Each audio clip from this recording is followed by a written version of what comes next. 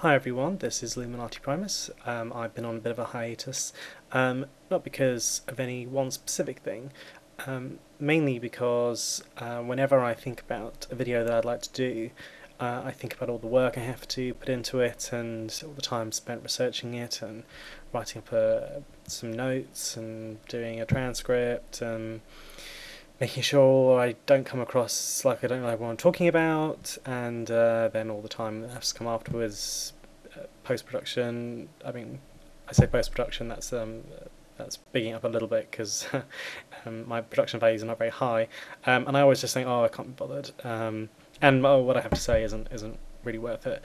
And then I just kind of thought that's not really a very good approach to take. I could just do videos that are what I think, with a kernel of thought, and I'm confident enough in my ability to talk to camera long enough to sustain some coherent thought, and not actually need a full transcript to make sure that I don't go completely off kilter. And to prove this, I'm going to do it now. So here we go. My topic for this video is going to be a piece of research that was conducted by the Richard Dawkins Foundation this week, or very recently. Last year the UK performed its regular census, and one of the questions that was asked was, do you have a religion? And the result of this was apparently 54% of those who deigned to answer that question said that they did and were Christian. And Christian meant anything, any Christian denomination whatsoever. It specifically said you know Christian, including any denomination of Christianity. So there's none of this kind of like, oh, I'm Catholic, not Christian, or I'm Protestant, not Christian, or whatever, or I'm CAV and not Christian. We'll get to that. So the Richard Dawkins Foundation, which I admit, is going to have a vested interest in coming at this with a specific agenda in mind, said, okay, well, let's do a little bit more digging here, and they commissioned Mori, one of the top polling companies in the country, to conduct a survey of people who had said they had answered that question as that they were Christian, and said that they were willing to be approached in a survey should that happen. And the results of this were quite interesting, because it's not quite as simple as half the population of the United Kingdom is a regular church-tending, married in a church, meets the vicar regularly, knows the Bible inside out, Christian. And the kind of questions that Mori asked were, I'm just looking at them now. I mean, one of them was as simple as, if you wanted guidance in questions of right or wrong, would you use religious teaching? And only 10% of the people surveyed said they would. So, like 90% of people who say they're Christian say, well, I'm Christian, but it doesn't, I don't get my values from that. And I think that's pretty drastic, actually. Furthermore, 37% said they have almost never prayed outside of a church service. So assume, I didn't see anything here about attendance at church, but that means that, they go to church service, they pray, but outside of that, never happening. So there doesn't seem to be a very direct relationship with God either. And finally, some very interesting facts on some of the theology being demonstrated here. 32% believe Jesus was physically resurrected, meaning that 68% don't, and 49%, that's, half, basically, don't think he's the Son of God.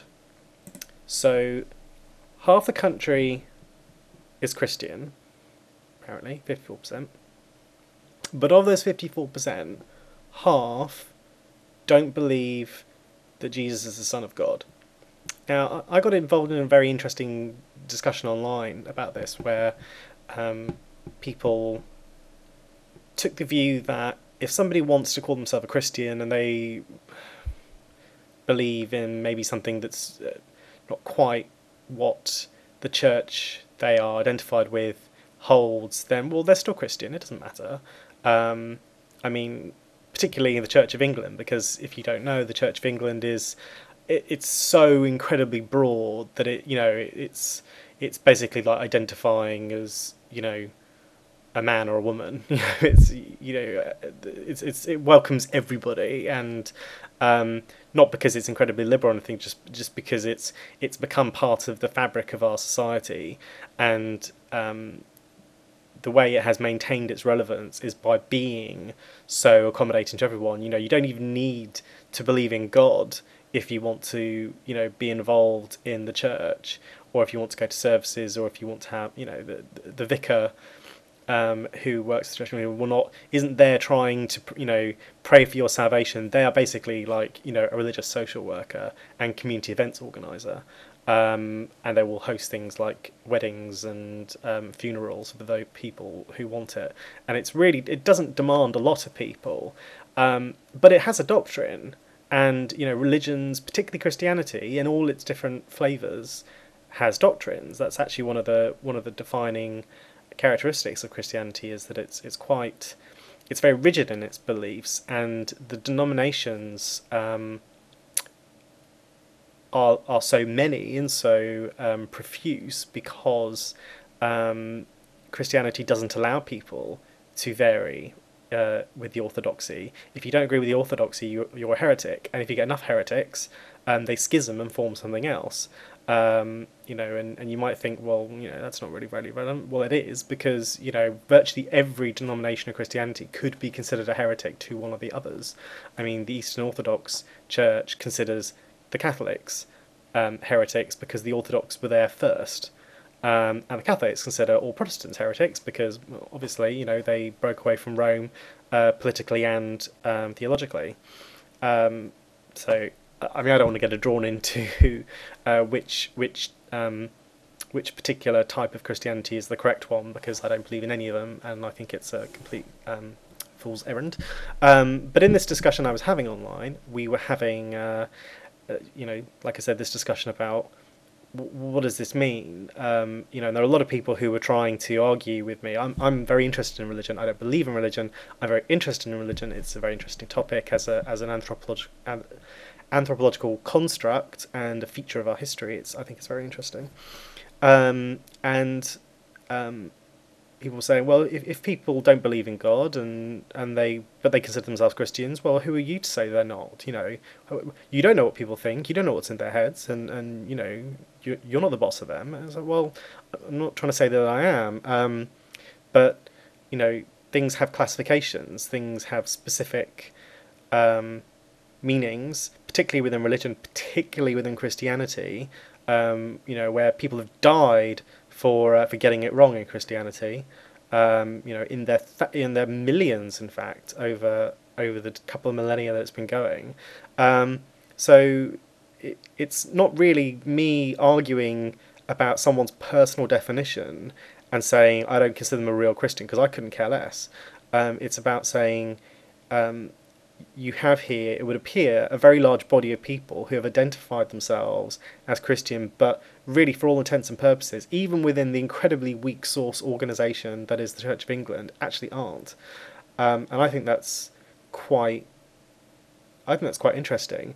What it particularly does is it really guts the argument of all the much more how should we say, enthusiastic Christians who serve as lobby groups or special interest groups, or indeed the clergy within the church who do try and do more than just provide community service, who try and affect change within either the law or within society, citing that there is a Christian majority in this country and that they speak for them, and that their beliefs should mean something more and should be heeded. I mean, quite simply, we're at a point now where we've gone down from 70. I think it's at the last census it was 72% said they consider themselves Christian, Now it's 54%, and that's in 8 years. 8 years? No, no, no. That's in 10 years. 10 years. That's a stunning drop of people who have just decided either they don't call themselves Christian anymore, or they actively don't want to be considered Christian, or have lost their religion. Hey, maybe they're all converting to maybe they're converted to the Church of Atheism, head by Richard Dawkins. But then of that smaller set of people, which is still more than half the country, very few of them really have any connection with the religion that they are claiming to be part of. And I would posit that really kind of scuppers any argument from the position of religious authority, because, well, they don't have any. They're not speaking. What are they speaking on behalf of? These people who they claim to represent don't seem to want to be represented by them. They don't seem to care enough for that to be meaningful. I mean, don't get me wrong. If I was had unfettered control of this country, God forbid, then I wouldn't be looking to ban religion, because I that's not a society I want to live in. I want people to be able to live their lives the way they want to, as long as they're not hurting anyone else. I'm all for religious pluralism. I just want secularization. I don't want religion in society when it means that people have religion pushed on them, and that's not having to hear about it. I mean, that's, talking about religion as part of religious freedom. It's when someone says, well, I'm Christian and I think this, therefore I think the law should incorporate that, or the law should allow me to not have to do something because of my beliefs. That's not secularism, and that is actually your religious beliefs then potentially violating someone else's. Great example, the bread and breakfast last year. There was a court case where a B&B owned by a couple of people who claimed to be Christians. What kind of Christians were they, based on this survey? Who knows? Denied a gay couple the right to share a room on the grounds that it violated their, Christian-inspired policy that non-married people couldn't share a room, which, you could say, well, they're entitled to do it. Well, actually, no, you can't, because it's a violation of our equality laws. So I don't think people should have the right to discriminate against other people purely because their religious beliefs say it's okay, any more than they should be able to defend anything else. I don't see why religion should be a completely unchallengeable, unfettered, get-out clause for anything that it does sometimes seem to be when we get into the debate about the clash between religion and lack of religion. And of course there is also this week been good old Baroness Farsi, leading the religious charge against the forces of aggressive secularization, who want to see apparently religion stamped out, in a way akin to what the USSR did. I think she's fighting. I think like the war on Christmas, and the war on Christmas. I think she's fighting a struggle against an imaginary foe. I don't think anyone really gives a shit about this.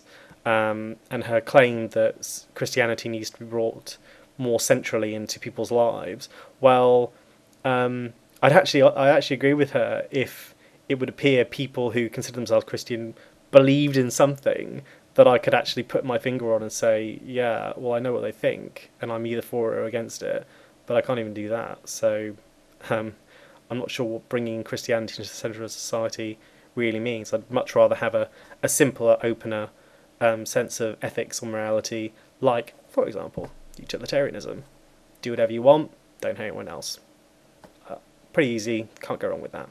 So that's that's kind of my thought for the week, and I think this makes a nice video to come back on. So I hope you enjoyed watching, and I will attempt to become a more regular poster, because I do have some subscribers, and I don't want them to be sitting there totally in vain, logging in every day thinking, how's he posted another video? So this has been Illuminati Primus saying, thanks for watching.